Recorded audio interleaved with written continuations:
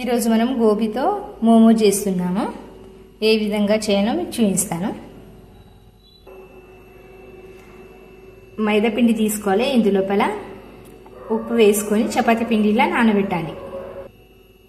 ఈ విధంగా నానబెట్టుకున్న తర్వాత కొద్దిగా ఆయిల్ పోసుకోవాలి. ఈ విధంగా మెత్తగా రావాలి పిండి. ఇప్పుడు ఈ పిండిని సైడ్కి పెట్టుకుందాం. ఉండలు ఉండలుగా చేసుకుందాం. ఈ విధంగా రౌండ్ రౌండ్ చేసుకున్నాం కదా, ఉండలుగా సైడ్కి పెట్టుకుందాం. ఇప్పుడు దానికి తాలింపు ఏ విధంగా వేయాలో చూపిస్తాను మీకు. కడాయిలో కొద్దిగా ఆయిల్ పోసుకుందాం.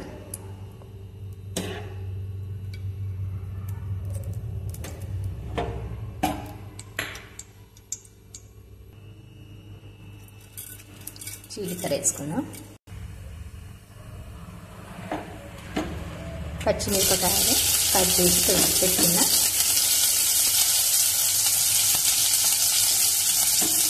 అల్లం వెల్లుల్లి పేస్ట్,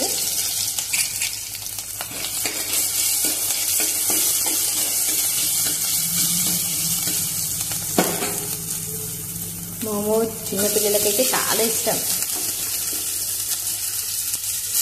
ఈ విధంగా స్నాక్స్ తో తీసుకున్నా చాలా బాగుంటుంది.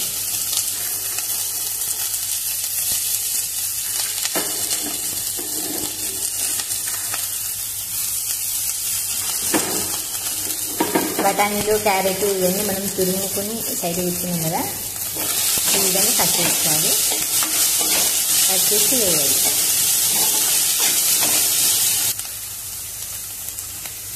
ఉప్పుని యాడ్ చేసిన రుచికి తగ్గట్టు వేసుకోండి. పసుపు, కొత్తిమీర,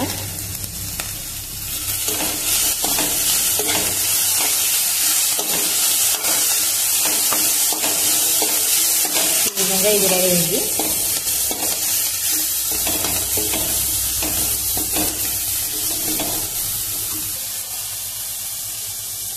దీనికి చల్లారనివ్వాలి. అప్పటి వరకు మనం చపాతీలాగా రౌండ్ చేసుకున్నాం.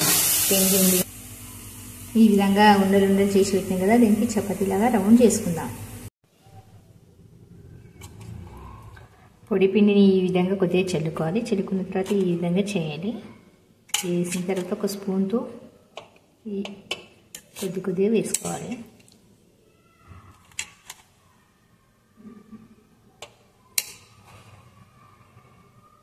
ఈ విధంగా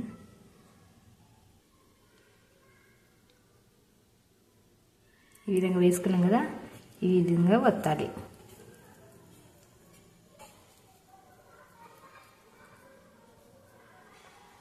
ఈ విధంగా వత్తిన తర్వాత ఈ విధంగా ఫోల్డ్ చేయాలి.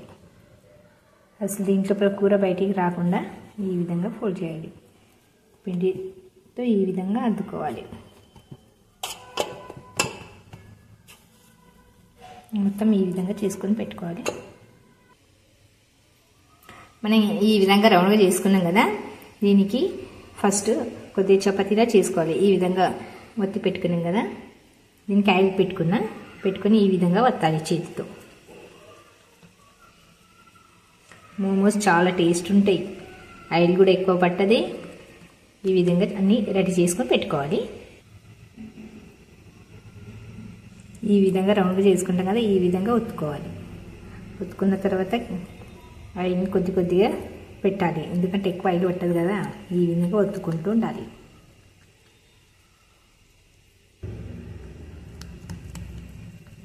ఈ విధంగా ఒత్తుకోవాలి.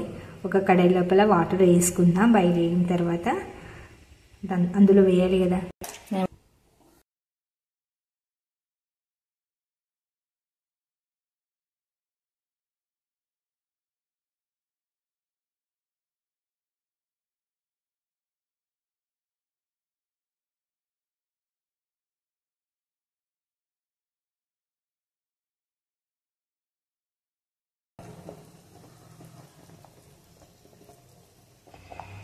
ఈ విధంగా ఉడకనివ్వాలి 1 నిమిషం పాటు. ఇంకా మళ్ళీ దీనికి క్యాప్ పెట్టేసేయాలి.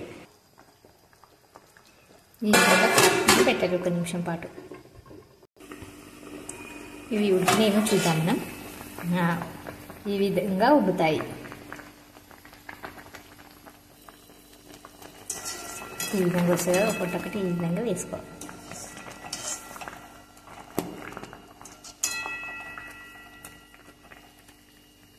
ఆయిల్ ఫుడ్ లేకుండా చాలా టేస్టీగా ఉంటుంది. దీనికి ఈ విధంగా తీసుకోవాలి. మీ వాటర్ మొత్తం కింది భాగానికి వచ్చేసాయి. ఈ విధంగా పట్టుకోండి.